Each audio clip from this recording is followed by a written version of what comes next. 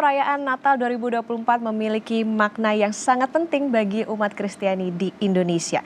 Untuk memahami lebih dalam tentang tema dan pesan Natal tahun ini serta implikasinya bagi kehidupan beragama dan masyarakat, kita akan tanya lebih dalam kepada Bapak Suparman Sirait, Dirjen Bimas Katolik Kemenak RI, kemudian juga ada Romo Kristi Adi Prasetya, Sekretaris KWI, dan juga ada Pendeta Darwin Darmawan, Sekum PGI. Selamat pagi, selamat Natal Bapak-Bapak semua. Selamat pagi, selamat Natal semuanya. Kompas TV. Saya mau ke Romo dulu. Romo, tema Natal 2024 ini, marilah sekarang kita pergi ke Bethlehem. Apa sebetulnya makna di balik tema tersebut? Iya. Tema marilah sekarang kita pergi ke Bethlehem bukan lalu ajakan untuk kita sama-sama pergi ke Bethlehem ya tahun ini gitu. Tetapi tema ini terumuskan dari refleksi para uskup dan juga para pendeta di PGI tentang salah satu perikop di dalam kitab suci bab 2 ayat 15 yang bicara tentang warta kelahiran Yesus yang dilakukan oleh para malaikat kepada para gembala. Nah, kata-kata itu, marilah sekarang kita pergi ke Bethlehem, itu diucapkan oleh para gembala. Para gembala ya tentu kita tahu dalam konteks saat itu adalah sekelompok masyarakat yang kecil, yang terpinggir, mereka berada di padang belantara, terancam bahaya, tetapi dipilih Allah untuk menjadi orang yang pertama mendengar dan melihat warta kelahiran Yesus Sang Juru Selamat. Maka ini menjadi contoh ya yang mungkin menunjukkan konsistensi penyelamatan Allah untuk manusia. Artinya dia solider menjadi manusia dan orang yang justru mewartakan itu adalah mereka yang dipandang kecil dan sederhana. Nah, pergeseran transformasi itu yang nanti menarik bisa kita renungkan juga ya. Artinya dari yang takut, dari yang kecil, dari yang terpinggir, mereka diperhatikan dan dikasihi Allah. Lalu setelah itu mereka berubah menjadi penuh sukacita, mewartakan kebesaran nama Tuhan, tetapi juga mewartakan damai dan sejahtera untuk semakin banyak orang ketika mereka berjumpa dengan bayi Yesus. Jadi marilah sekarang pergi ke Bethlehem, datang berjumpa dengan Yesus, kemudian mereka pergi bersama Yesus. Oke, makna yang sangat dalam. Lantas implementasi di Indonesia, Pak Pendeta, seperti apa? Iya, kalau tadi kita mendengar pergi ke Bethlehem itu adalah konsistensi dan komitmen Allah terhadap masyarakat yang kecil, mestinya pengikut Kristus, orang-orang Kristen itu bisa memberikan perhatian kepada orang-orang yang kecil. Dalam pemahaman seperti itu, maka solidaritas menjadi sesuatu yang penting. Atau dalam kehidupan kita bersama misalnya, bagaimana kita perlu memberikan hati dan perhatian kepada daerah-daerah di Indonesia yang terkenal misalnya dengan 3T. Atau kita jangan hanya mendekati orang karena ada kepentingan gitu ya. Misalnya dalam konteks di negara kita yang baru pilkada, kadang-kadang masyarakat kecil kan didekati buat vote gather. Setelah itu dilupakan. Nah tadi Romo menarik tuh, kalau Allah di dalam Kristus itu mengizinkan gembala bertemu dengan bayi Yesus dan semangat, mestinya iman kepada Kristus itu menolong orang-orang untuk solider, dan solidaritas itulah yang membuat masyarakat kecil bersemangat hidupnya. Ya, kira-kira seperti itu salah satu relevansinya. Oke, berarti saya ke Pak Suparman sekarang. Peran dari pemerintah untuk bisa menyelaraskan semangat itu tadi, semangat tema marilah sekarang kita pergi ke Bethlehem dengan masyarakat Indonesia saat ini, kondisi masyarakat Indonesia saat ini seperti apa Pak? Ya, pemerintah tentunya akan mendukung semua perayaan keagamaan yang dilakukan oleh umat-umat beragama di Indonesia. Pemerintah sudah melaksanakan rapat-rapat persiapan untuk pelaksanaan Natal tersebut. Di beberapa kali kita lihat bahwa pihak keamanan itu sudah mulai bergerak, perhubungan sudah mulai bergerak, itu demi untuk memastikan pelaksanaan perayaan keagamaan umat Kristiani dapat berlangsung dengan baik. Begitu Mbak Okta. Oke, menarik tadi soal bagaimana perayaan Natal ini didukung sepenuhnya oleh pemerintah supaya bisa Betul. berjalan dengan lancar dan juga nyaman untuk umat Kristiani. Nah, Romo tadi yang dikatakan Pak Pendeta soal bagaimana memberikan perhatian bagi seluruh masyarakat termasuk juga orang kecil terkait dengan solidaritas. Nah, ini seperti apa sebetulnya implementasi yang dibutuhkan masyarakat, terutama ini kan sekarang juga kemarin kalau tadi Pak Pendeta sempat mengatakan kita sempat menghadapi tahun politik. Nah, seperti apa Romo? Iya, sebenarnya ini kan soal relasi ya. Ada relasi yang rusak dan dirusak oleh arogansi gitu. Tetapi Yesus itu menunjukkan kepada kita bahwa dengan kerendahan hati dia melawan arogansi. Nah, menurut saya implementasi dari apa yang tadi disampaikan Pak Pendeta tepat sekali, bahwa kerendahan hati itu terwujud dari kerelaan untuk berbagi. Bukan memikirkan aku demi keuntunganku, demi jabatanku, demi kuasaku, yang semua yang melekat dan menguntungkan pribadi, tetapi sekarang aku mau memberi sebagai bentuk kerendahan hati karena aku dikasih Allah gitu.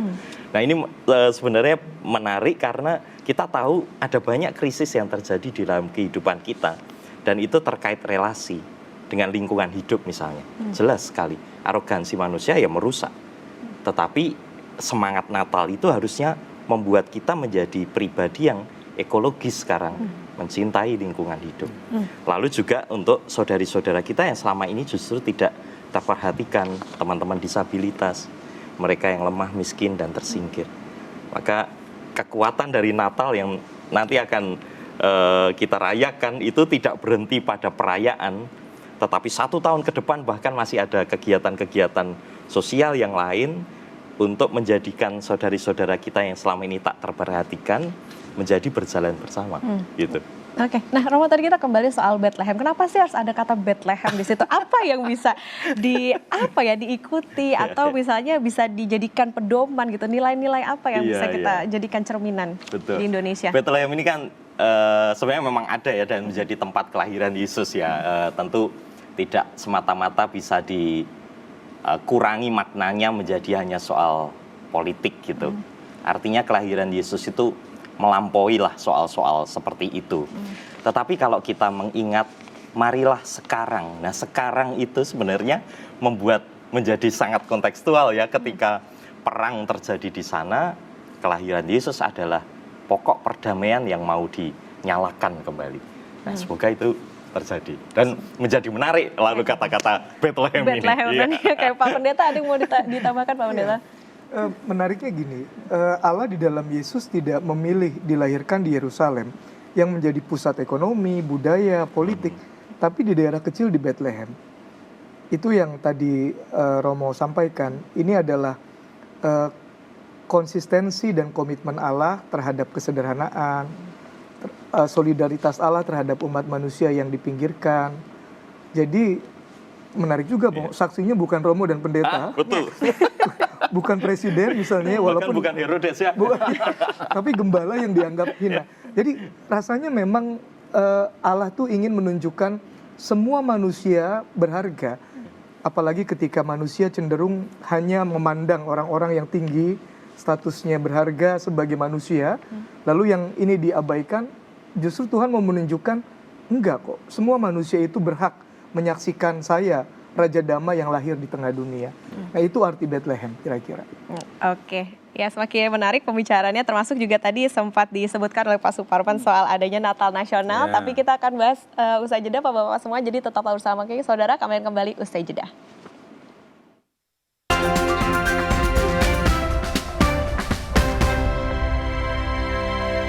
Masih di Sapa Indonesia Pagi, saudara, masih bersama kita. Ya, ini ada Pak Suparman Sirait, Dirjen Bimas Katolik Kemenak RI, kemudian ada Romo Frans dan juga Pak Pendeta Darwin. Saya mau bahas soal Natal Nasional. Nah, Pak Suparman, Natal Nasional 2024, persiapannya seperti apa sejauh ini? Ya, jadi begini Mbak Okta. Jadi untuk Natal ini kami di Kementerian Agama, khususnya Direktorat Jenderal Bimas Katolik, kebagian untuk melaksanakan Natal Nasional. Beberapa persiapan yang sudah kami lakukan sampai ke tingkat di lapangan lewat kanwil sampai ke tingkat penyuluh, itu mereka bergerak semua untuk memastikan pelaksanaan Natal di daerah dan di daerah-daerah 3T itu berlangsung dengan penuh sukacita dan damai. Khusus untuk Natal Nasional yang rencananya tanggal 28 Desember, itu kira-kira pukul 5 ibadahnya dan pukul setengah 7 perayaannya, itu akan dilaksanakan di GBK, di Indonesia, Gedung Indonesia Arena. Itu dihadiri lebih kurang 12.000 umat.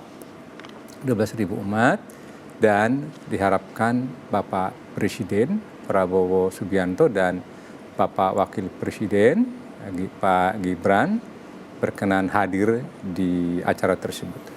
Turut juga kami undang para duta besar negara-negara sahabat, kemudian para tokoh agama, selain lintas agama juga, itu akan memeriahkan acara nanti. Untuk pelaksanaan persiapan-persiapan yang saat ini sedang berlangsung dan sudah, itu kami bagi menjadi 3 sesi. Sesi pertama sebelum tanggal 28. Lebih kurang hampir 1 bulan atau 30 hari menjelang tanggal 28, itu tim sudah bergerak ke daerah-daerah.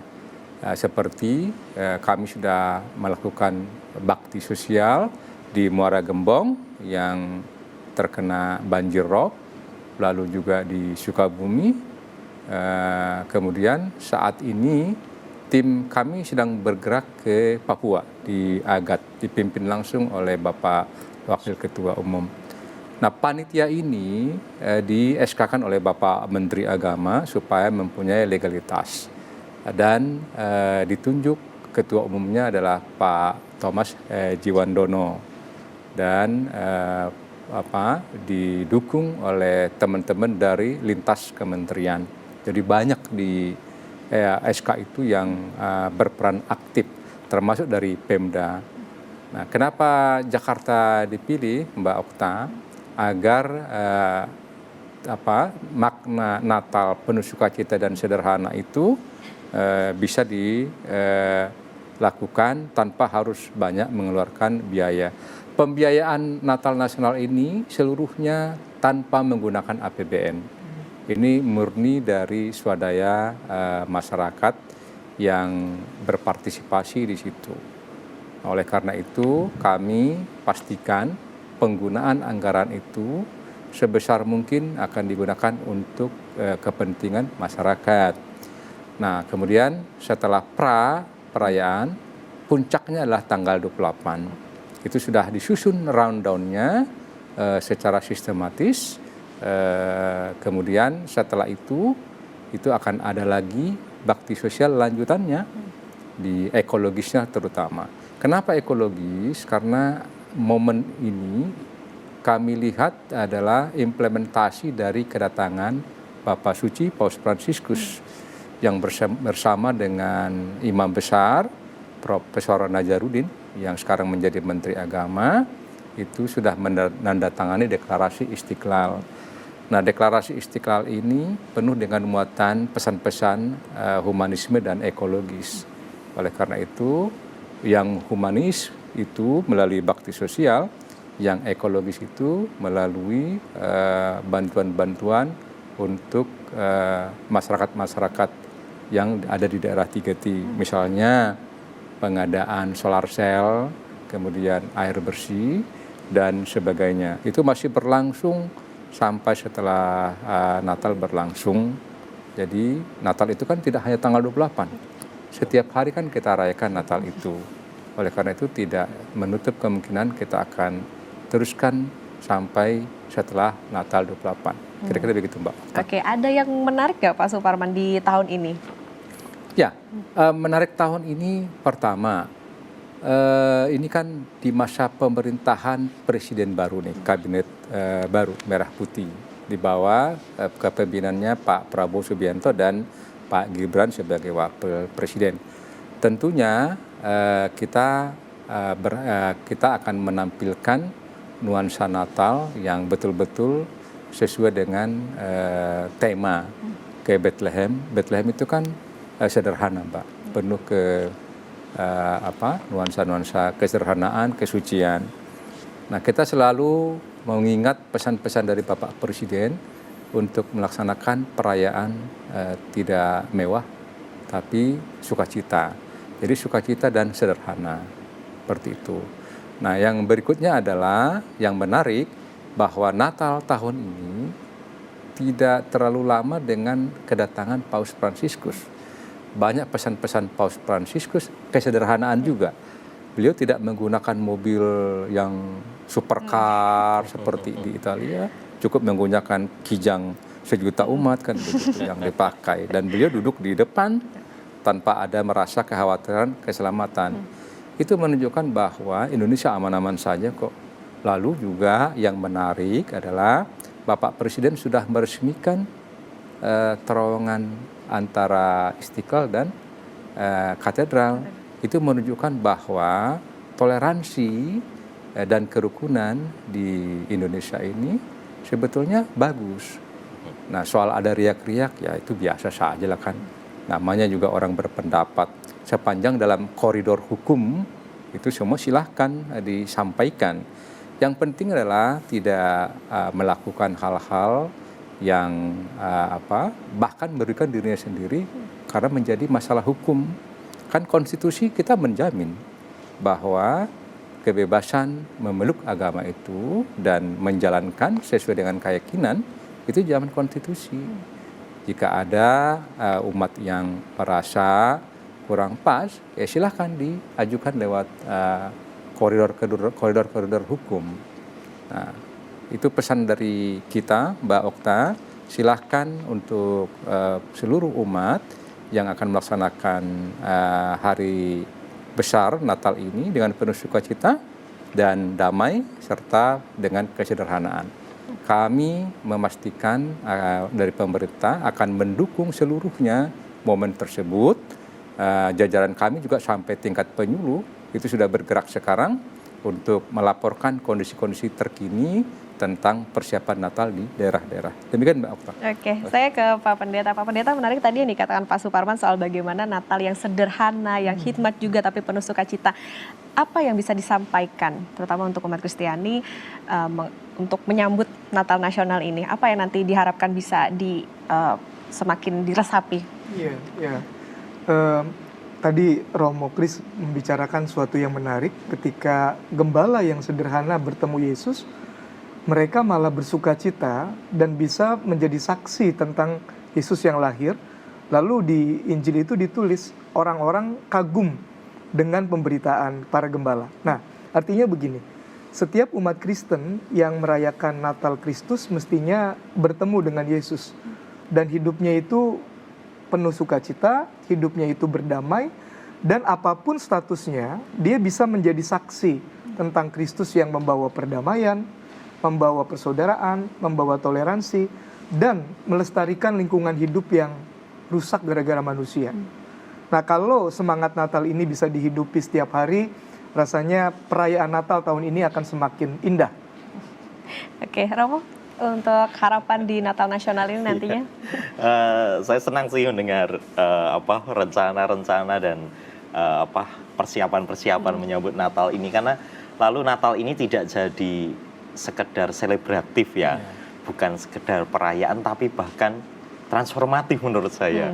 Karena lalu memberi energi bagi kami semua untuk berjalan bersama dengan pemerintah, dengan kita para pemimpin agama, tetapi juga dengan umat, untuk bersama-sama pula kita menghargai kemanusiaan yang begitu indah, termasuk saudari-saudara kita yang selama ini tidak terperhatikan, yang lemah, yang tersingkir, bahkan yang mengalami bencana, dan juga mau merekonsiliasi kembali hubungan manusia dengan alam yang rusak supaya menjadi baik lagi.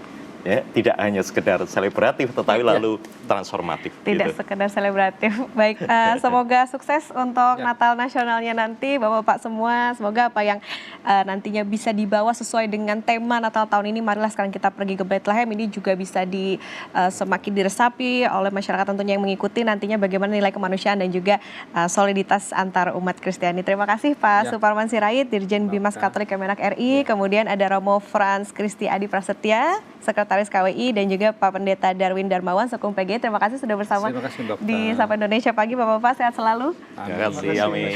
Ya saudara, itu tadi perbincangan soal perayaan Natal Nasional 2024. Tetaplah bersama kami karena Sapa Indonesia Pagi akan kembali usai jeda.